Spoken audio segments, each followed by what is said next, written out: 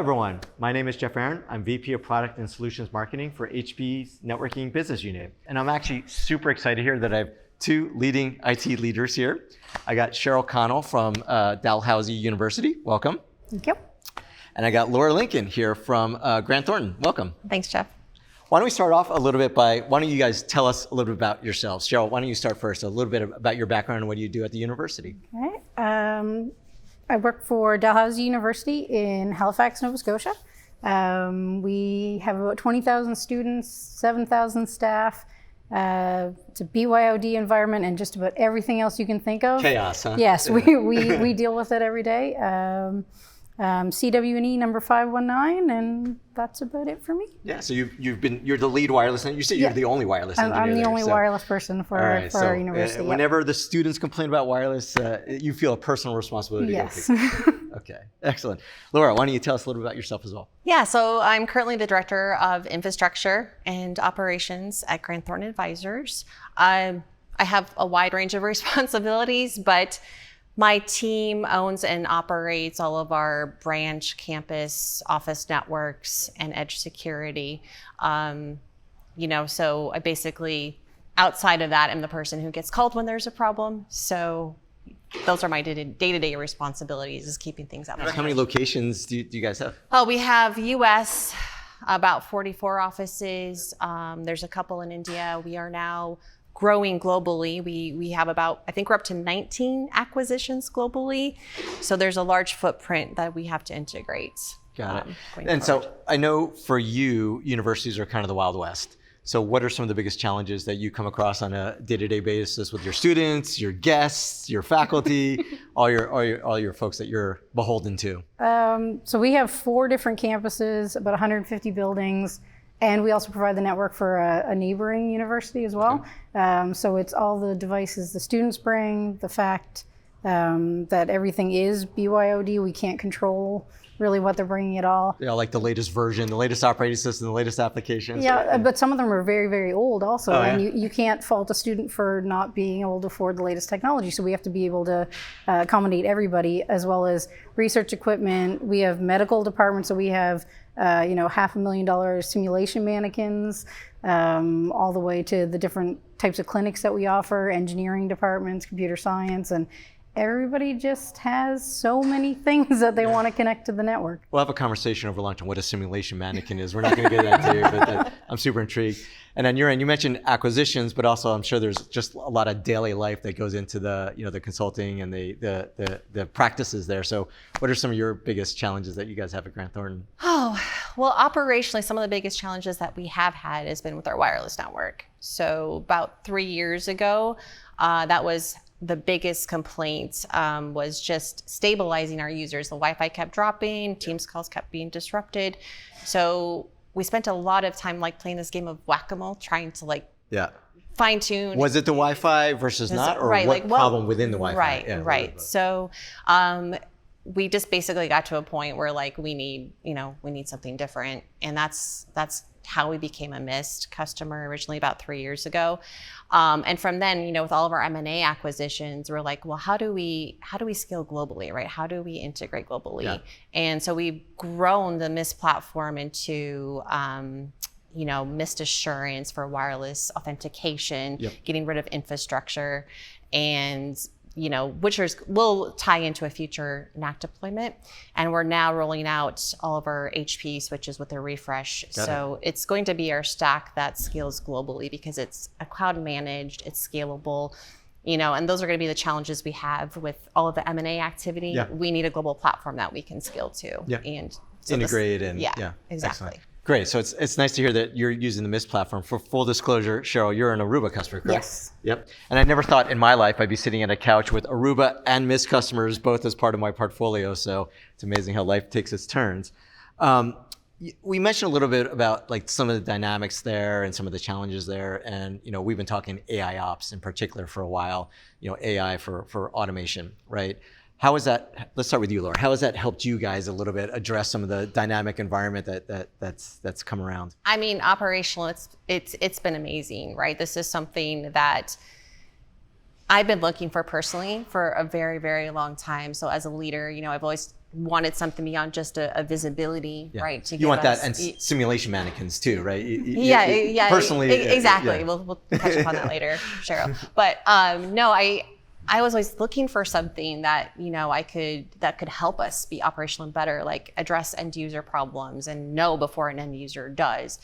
The problem that we had is there was just this gap. Yeah. There was nothing there. A technology gap. Yeah, technology gap. Like there's tools we looked into. It's a lot of heavy lifting, something that was supposed to help me get visibility is something now I had to manage and operate, required like its own owner. So the return on investment just wasn't there for us. And so what was exciting when Mist came into our life, it's like, oh, we're also going to give you this. And so that return on investment just kept coming towards us. It's like, wow, like someone's actually reading my mind almost. Yeah. Like they're getting an operations viewpoint. It was amazing. And I didn't have to do anything. It was just part of the platform that was already there. And so it was I imagine one is it probably gives you better visibility into what's happening, but also control over things. Does it actually fix things or automate things for you? Or yeah, so there's several examples I have of this, right? So Marvis Minis is one of my favorite features that have it's our experienced user twin. Right? Yes, yes. It's doing these synthetic transactions on behalf of our users, kind of telling us what the network is telling us what's wrong and where, so we don't have to guess, right? So before a human tells us that, you know, notices a problem,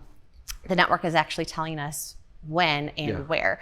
And I have several examples, but earlier this year, we had like a multi-site DHCP failure across our offices.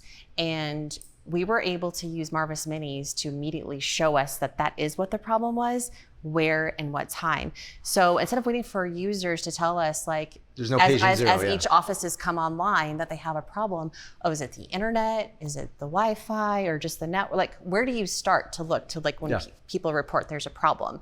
Because to them, it's just the internet's down. Wireless sucks. Or wireless, whatever. Wi-Fi's down, the network's down. It's always your fault. It's always the Wi-Fi. It's, you know, so you have to start to triage and troubleshoot, and we didn't have to do that because we already It told you, and there's no patient zero complaining. And so that enabled us to quickly, like, resolve those issues and take immediate action to restore it. So a lot of that was resolved before users, like, even walked into the door, right? And we were also able to get to the root cause by using the timestamps that Marvis gave us, and basically preventing the outage from reoccurring. And so from an operational standpoint, it's been so incredibly valuable for us. Yeah, that's fantastic. And I know on the central platform, you guys are using AIOps, and also you're excited about what we announced at Discover with Marvis coming to, you know, the Aruba central platform. So why don't you tell us a little bit about how you guys are using AIOps? Yeah, so currently we have the visibility into there's an issue happening. If we get a ticket a couple hours after something happened, if there was an incident, it will take a PCAP. So we do have at least a stamp of this is what happened, so we can go through it. We forensic analysis. Yeah, so we get the notifications about if DHCP seems to be having some issues, DNS, anything like that. We have UXIs, but limited where they're a physical device. They have to be in the space that's having the issue, really, unless it's completely network wide. So yeah, really looking forward to having the capability to have it let us know, like, hey, this is happening, this is why it's happening, and removing all of the root cause analysis guesswork, stepping through the half an hour to just try to prove what it might be. Yeah. So awesome. So agentic is obviously changing the AIOps landscape a little bit, and now we're even using the term agentic AIOps, and the notion of obviously self-driving, right? Does taking your hands off the wheel scare you guys? Does it excite you guys, your teams? Why don't we start with you a little bit there? Autonomous operations. Like, what are your thoughts on that? So I have mixed. I really like the idea of it being able to do all these things, but in the parameters that are set for, like, I'd say for at least the first while, I would want it to tell me what's happening and maybe not trust but act on it. verify, human in the loop, and then move to. We find that with most of our customers, right? And then once you see it working and can fully trust that yes it is, then start letting it make some decisions. And I think you mentioned to me prior too is the notion, which you probably have some experience with, is there's a trusted list of which features you can turn on a one by one basis. You don't have to go all self-driving, right? Yeah. How about you? You've probably had a little bit more experience with it. So. Well, I mean, you hit the nail on the head, trust but verify. That's how I operate, right? And so part of what we've extended, it's like, well, Mist is doing all this great things for us, right? It solved our wireless problems day one. It continues to do that. It continues to fix things. What else can we maybe leverage it for?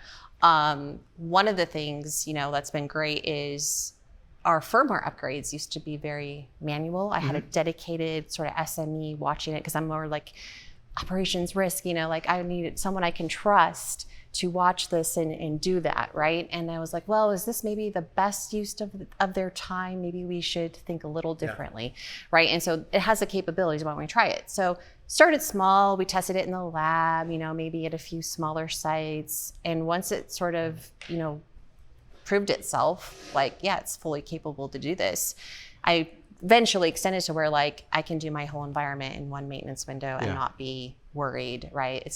I now rely on it to operate that way, So what would you like it to do in self-driving? Perfect world, if you can wake up one morning and your world is self-driving. I'm talking about your IT world, not your, making you coffee, which I guess is probably automated, or cooking you toast. But, in your IT world, what would you like to see? There's so many things, but I mean, like if Marvis could go fix a cable for me at an office, that would be. Well, do your simulated mannequins have hands? Okay. So there you go. Maybe we should talk. Yeah. How about you? Do you see more self-driving in your future? Things that you would love to see it do? Obviously, you're not on the full platform yet, so. I would. Just listening to Laura talk about some of the things it can do has been great, because even the little thing we talked about earlier, where instead of going into the switch to run a cable test or going on site to run a cable test, apparently it can just do that and let you know. Because it tells you. Sometimes things get bent, ran over, chewed on, who knows? Chewed on. I don't even want to go there. You mentioned that SME, right? And being able to reallocate, that's, I think, the holy grail, right? Shifting your IT resources from something more tactical to something more strategic. Do you have examples of, has that person or other people been redeployed elsewhere, or where are examples where they focus? It just means that they're able to spend time on more strategic things, right? They're not bogged down with this low-level work that's not really accelerating their own career growth or skills, right? It's repeatable, mundane things that are just time-consuming and don't need a person to oversee it. So it just evolves the skill set, right? They're now getting more into the API integrations, coding, it offers them the freedom to learn different skill sets and to be more strategic. And they've embraced that? Absolutely. I mean, once they saw the technology and how it works, how can you not? It's like, this is really cool. This is great. Well, I know as much as you enjoy chasing things around with a packet sniffer. And I'm sure your team does as well. Same thing. I'm sure, have they been able to shift to other areas, and what are some of those examples? We've been able to take a little bit of the time away of troubleshooting. We've put it towards redesigning some of the many buildings we have. A lot of them our school's over 200 years old, so there's some very old buildings, sort of hallway designs, areas that were turned into lecture rooms that weren't before. So it's given me time to do redesigns of buildings, add capacity, things like that, which again helps lower the tickets on top of the already lowered tickets. Excellent. As much as I want to spend all day, and I still want to learn about those mannequins, advice, right? I mean, you've been down the path on the Mist. You've been down the path on Aruba, both going down a journey of self-driving. Anyone else is kind of looking to better leverage agentic AIOps? Any advice that you would give to peers, especially in a university environment where they're going through some of the headaches? The AI stuff is coming. Students are using it like crazy. We might as well embrace it and get ahead of it and use it to keep up with the changing technologies that are being brought on campus constantly. And your peers are all bought into that too? In most cases, we actually, they just announced last week before I came here that our IT department is starting an AI-centric group to focus specifically on AI. So that will be great. It'll be exciting. You say with a little hesitation, but I think there's some eagerness. How about you? I think for me, I see it more than just technology and making us better. It's more of this relationship now that we have with technology, right? It now is, I think of it more of as an extension of our team. It becomes this relational, interactive, relationship that we have. And it's truly foundational and transformational in how we operate day to day. Yep.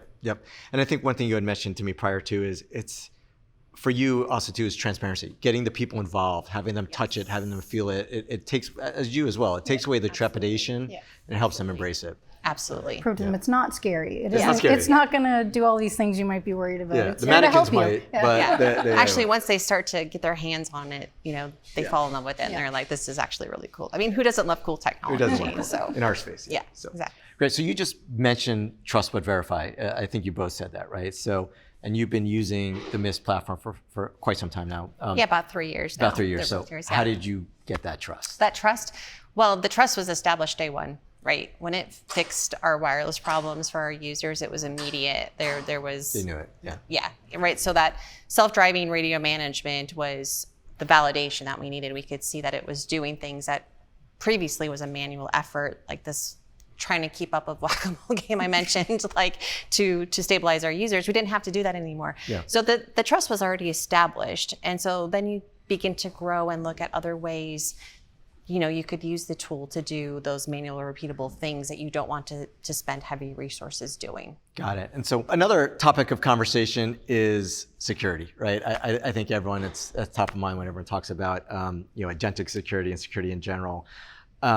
Looking you at here first, or maybe only Cheryl, you're a university, right? So again, I've used the term, it's the Wild West, right? So how do you control access to what some of the students do when they come on campus and when they want to access some of the AI tools or just in general? For AI tools, we do have currently kind of a think tank that decides what can be used, what can't be. And it's not just for the network, it goes across the whole academia for everything that they can and can't do. Our plan is to go, it actually started yesterday, setting up a ClearPass. Okay. So we'll have more visibility and control on the security side of things too, which I think is going to be really helpful. I imagine, especially again, as you start to do, it's not just people that you're doing access control, it's devices and maybe at some point even agentic agent access control. So I think having ClearPass there is very interesting where that's going. It's going to be helpful. And if I'm not mistaken, you're using access assurance. So yes. Talk us through that a little bit. Yeah, so, we first, it was about a year ago, we started with access assurance. We had an outage at on our data centers for our infrastructure. Our NPS servers had a failure during patching weekend. And it's like, this is not going to scale very well. Yeah. Like, how do we enable our users to be able to scale and not rely on physical infrastructure? And so I'd already been looking at Mist Assurance, and it was just one of those things that kind of put us over the line, right? Like this is exactly what we need, especially to scale globally. So all of our wireless authentication, is now done through Mist Assurance, and it is now setting us up to be able to put in those, full NAC deployment controls, at a future state. Got it. How are you feeling now? Why don't we start with you, Cheryl? Are things going well? Are you seeing advanced innovation and progress? Are you happy with the direction that your Aruba products are going? Yeah, I have to say it hasn't changed. It's still our Aruba, it's still our setup and everything, but with the announcements coming out, it seems like we're going to get additional amazing things being brought into the primarily on the agentic side and some of the cross-pollination. And being able the cross-pollination, being able to use Marvis and things like that. Like it's not taking away from what we already have. We're not losing anything. We're actually gaining stuff. So I've had no issues with it. I love it. So you give it a thumbs up? Yeah, great. Two thumbs up. Laura, 2 thumbs up? Well, I'll be honest. I was skeptical at first, right? We are like, we don't want to kill the innovation. Like, you guys are doing this amazing work. Please tell me this is not going to be killed, right? And they're like, no. Like, this is, we're still going to be the leaders, and HPE is coming in to help develop and innovate even more. And so I think that is exactly what we're seeing. Just like listening to her comments, right? Like it is going even broader and deeper than we saw before, and it's very exciting to be part of the journey. Yeah, we're excited that you guys are both part of the journey. Well, thank you guys so much. I really enjoyed having this conversation. And thank you everyone out there for joining us. But don't go anywhere. Stay tuned. We're actually going to show some of these things that we talked about, some of these self-driving capabilities. So check it out. Hello, everyone. My name's Justin Maloney, and today I want to show you how HPE interprets self-driving networks. At HPE, we look at self-driving networks as three things: experience-first agents, AI-native infrastructure, and autonomous protection. These three pillars apply to all of our products. I'm going to show it off in Mist, but you will see these same concepts shown in Mist, Aruba, our Juniper product line, such as the routing director, and our security product line, such as a security director. So let's look at the first one, experience-first agents. What experience-first agents means is it applies to the concepts of agentic AI. Agentic AI has one interface that you would use to go and make your requests, similar to an LLM that you might see for ChatGPT or Gemini. And then that interface would go and talk to the agents that are the experts in their domain. You can think of this kind of like an IT team. With an IT team, you have somebody who is in charge of the Wi-Fi. You have somebody who might be in charge of the WAN or the routing. You have your security experts. You have the people who deal with the hardware. You have all these different experts in their different domains. And yes, you might be able to ask the Wi-Fi person a security question, and they probably know the answer. But you'd feel better if you asked a security person because that's their expertise. And so that's how agentic AI works, where each one of these areas has an agent that is an expertise in that area. So just like we mentioned with IT, with Mist, you have Marvis as your LLM. That's what you would use as your interface to all of the other agents. And when you ask Marvis that question, it'll respond by asking the other agents for their results. And the benefit of this is that you don't have to worry about hallucinations anymore. You don't have to worry about false positives. Marvis is going and getting you the correct answer, and it's telling you how it's doing that. So let's take a look at what that looks like. With Marvis, you'll see Marvis at the bottom, in the bottom right. If you click on Marvis, I'll expand this window by clicking these little arrows here. And we're going to ask Marvis if there's any network problems on our site called Live Demo. Okay, so we asked Marvis, how is the network live demo? I could have said, are there any network issues in live demo? The site is called Live Demo. This is using natural language processing, so you can ask it the questions how you feel fit.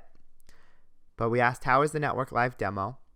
It asked all its other agents what's going on. So if we expand this box, it says thought for 142 seconds. This is that explainable AI where it's going out to the agents. It's telling you exactly what it's looking at. And it said it's checking the entity events for the site live demo. It analyzed the SLEs, the service level expectations, gathered detailed client connectivity events, analyzed device events for access points, and examined the switch events. Then it gave us a summary. Live demo site is experiencing multiple infrastructure and connectivity issues affecting both wireless and wired domains. Gave us the impact, who's impacted by that, evidence of why it feels this way. So again, making sure that you feel confident in the results that you're seeing. So you don't have to go and say, is that actually what the problem was? And then it broke us down into the root causes as well as recommendations. Right? So these are the important things. These are the things that you can look at, and you can start to look at everything that you're seeing here and figure out, is this something that can hold off, something that when we have more time to deal with, that we deal with, or is this an issue that we need to fix now? And then we can go down here and we can see our SLEs. So SLEs stands for service level expectations. I'll show you a page where you can view those by themselves as well. But basically, it goes back to the other part of experience first agents, right? You have agents and you have experience first. Experience first means when at HPE, when we're measuring performance, we're not just measuring, is something working? Is it sending traffic? We're measuring, are the users having a good experience? And that experience is both from the network operator and the users on the network. So in this case, it's showing 3 of the 7 SLEs that we show when it comes to wireless, coverage, capacity, and roaming, and giving us a report on them. But our goal here is not, is the light blinking? Is the product on? Our goal is, are users having a good experience? And then we can see some event trends here. So similarly, you do have to, after you ask a question, you do need to give it feedback. But the next question we can ask Marvis to follow up on that is, are there any upset users? So we can see with the question, are there any upset users? We can see there are upset users. The likely root causes is what we see here. Insufficient PoE power budget exhaustion, etc. We have some recommendations on how to resolve those issues. And we have 5 unhappy clients that we can investigate further, as well as 1 unhappy AP and 1 unhappy switch. So it gives us a lot of great tools to help us troubleshoot our issues. Again, we use natural language here. So if you're have a ticket and you're not sure where to look for that ticket, you can always just open up this conversational interface and ask Marvis about your ticket, and it will help you get to that resolution. Now, I did mention the SLEs that measure user experience. You can find them over here at the top. We have SLEs for wireless, time to connect, successful connects, coverage, roaming, capacity, AP health, and mine is hiding the last one, which is throughput as well. These basically take all of the data that we're getting every time a user connects and using that to help us measure our user experience. And what I really like about this is, like, say, for example, here, capacity is 66%. We click on that. It opens up this accordion style root cause analysis chart where we can see that 95% of the reason for a capacity issue is due to Wi-Fi interference. So we can click on that and see a distribution. Who's affected by this particular issue, such as operating systems or types or wireless bands. What items, what users or applications are affected by this, as well as a timeline. So it's really cool. But if we go back up to service levels here, so we have service level expectations for wireless, for wired, so switching, for WAN, SD-WAN, and then we have application here. An application is a cool new one that we call LEM, or large experience model. Let's increase our time here a little bit to the last 7 days. The large experience model is taking data from Teams, from Zoom, and from Marvis Minis, which we'll get into in a minute. Marvis Minis, and is taking that data and figuring out, are users having a good conference call, right? A good Teams call, a good Zoom call. And it breaks it down into experience minutes here. So we can see for the last 7 days, we've actually had a decent, if you think about it, 99.37% of our conference calls have been good minutes. 0.63% have been bad minutes. We can change that into actual numbers. So it's 97 bad minutes in the last week and 15,211 good minutes. And you can see where those bad minutes were coming from. Let's see if we change this to Teams. We're at 92, and we're at Zoom. We're at 5. So we'll look at Teams. We go to Teams. We expand the user minutes, and then it gives us a chart here to show us why did we have those 92 bad minutes. What is the root cause for those 92 bad minutes? So we can expand the client here. We can see there was some signal strength issues. When we expand wireless, you can see some retries, failed, those kind of things. And then we can expand the WAN and see if there's issues related to latency to the cloud. So it gives us a great breakdown, taking all of that information that we've gathered about Teams and Zoom, gives a breakdown about why we did have some bad calls. Now, again, if we go back to today, there's no bad minutes.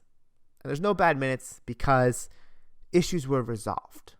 So let's go see what happened. We can see that when we click on Marvis and Marvis Actions. Marvis Actions is our octopus chart where anomaly detection is done.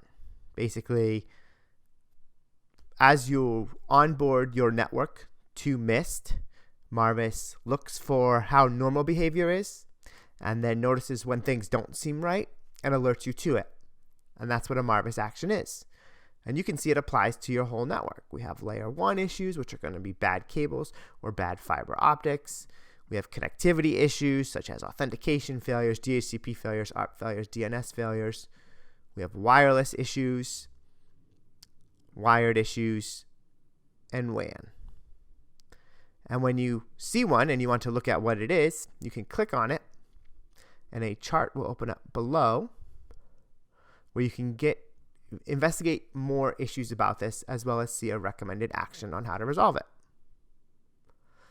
Now you'll notice this little symbol here. It's a Marvis with a circle around it. That is our self-driving actions. So we talked about self-driving networks. Here's where it comes in fully. Self-driving actions are autonomous actions where you don't even need a human in the loop. So these are things that, like a stuck port, where if we notice it, we can just bounce that port automatically and then issue's resolved. And you'll know the issue was resolved through a status like this that says AI validated to let you know that it was done automatically. And you can further investigate what that issue is. Now, as you probably saw from Cheryl and Laura, not everybody is going to trust the self-driving actions right away. It's going to take a little bit of time to get there.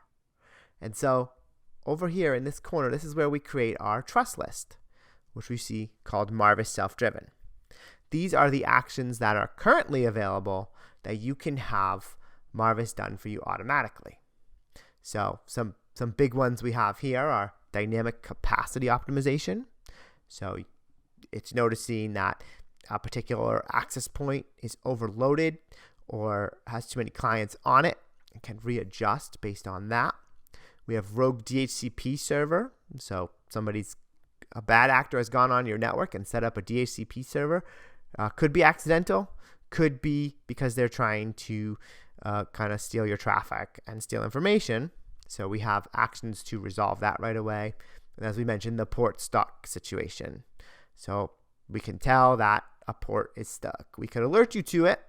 It's going to take you some time to resolve the ticket, to look at the ticket, to figure out which port, do all those kind of things. Or since Marvis already knows that it's there, it could just bounce the port and get it fixed. So those are our self-driving actions, and that's how we take self-driving to the next level. One other thing I'll show before we get into the other two topics of what makes a self-driving network is I mentioned the Marvis Minis. Marvis Minis are our digital experience twin. What that means is Marvis Minis will go and replicate your network when no one's on the network, and then use that data to either report back to you, hey, there's an issue, or feed it into our large experience model and our self-driving actions and resolve those issues for you. So it's a way to monitor your network when no one's around. So for example, during not normal business hours, if you're retail, before a store opens, if you have IoT, you have so many devices on your network, say like manufacturing or shipping, and there's so many IoT devices, headless devices that you can't get alerts to, Marvis Minis can test for that.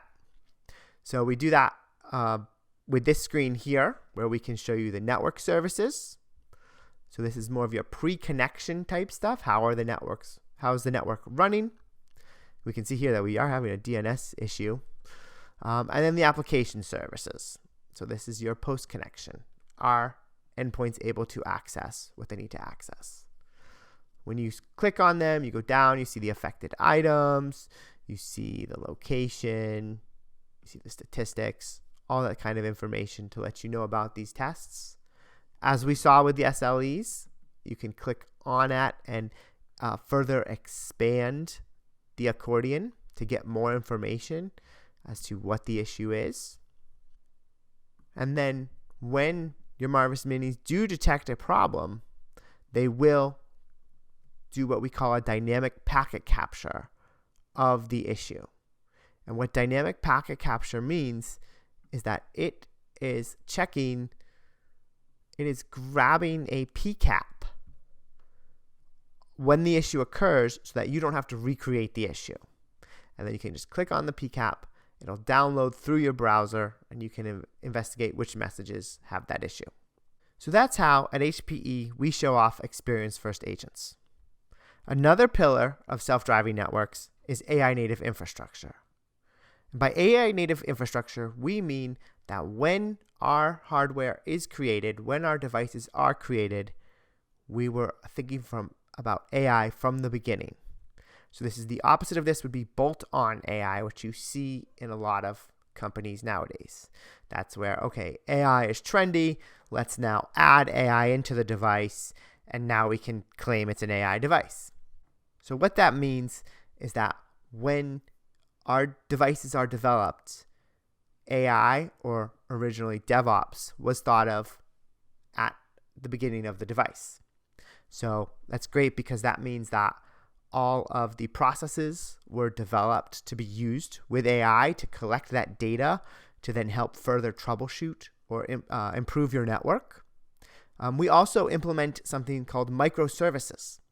And with microservices, that makes it easy for us to upgrade areas and make software changes that don't take down your whole network.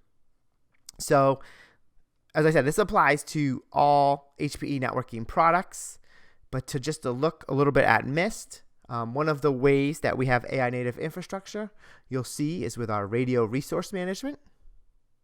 Click on radio management here, where through the Mist platform, we can see which channels are being used, where the radios we're adding extra power, and we can adjust automatically to where there are more devices to, again, give you that ultimate good user experience. On top of that, when it comes to firmware upgrades, we saw Laura mention this. When it comes to firmware upgrades, we have this auto upgrade setting over here where you can go and input how you want all of your devices to be and apply it to all of them and make the upgrades more seamless, easier, and have less downtime. The third pillar of a self-driving network is autonomous protection. Autonomous protection basically means security. Now, we have a whole line of security products.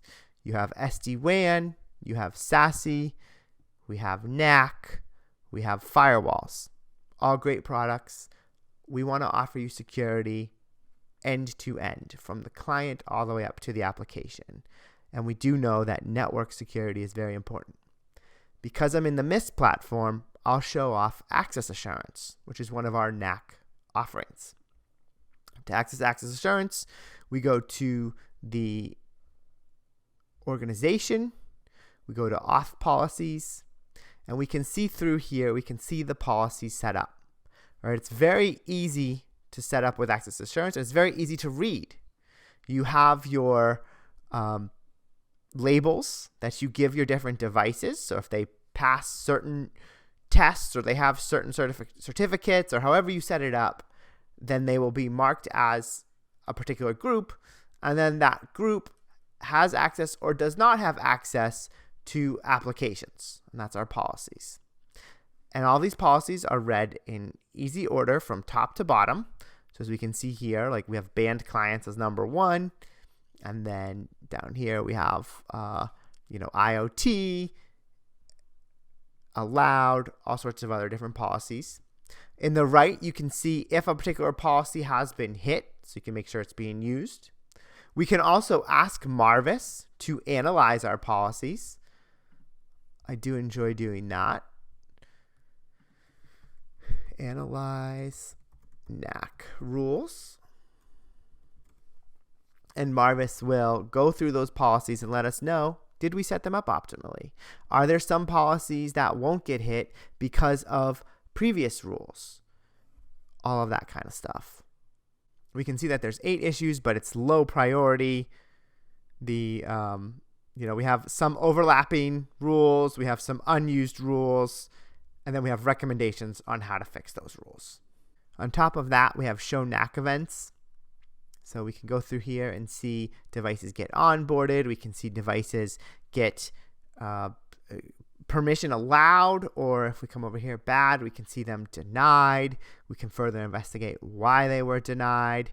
And on top of that, one of the important things with zero trust is that not only does it determine that a user can come on the network, but it also determines when that user needs to be removed from the network or moved into a different, let's say like a honeypot type situation or something where they're quarantined. That can all be done for you automatically. And that's what we mean by autonomous protection.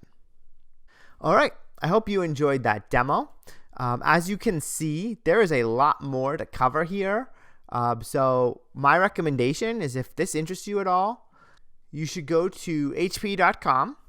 You can either check out more about HPE networking, learn more about the self-driving network, come see all of our different awards, such as our Gartner Magic Quadrant results, or learn about our different products, all of that. Or on top of that, if you want to actually play around with this, we do now have this demos and trials button in the top right corner of hpe.com/networking. Come here and you can actually get some hands-on experience with our different products. So we have Mist, we have Aruba, we have Edge Connect, Morpheus, if you're looking at other HPE products. So definitely give those a try. They are interactive demos. I've gotten to use them. They're really cool. And hopefully I'll see you soon. Thank you.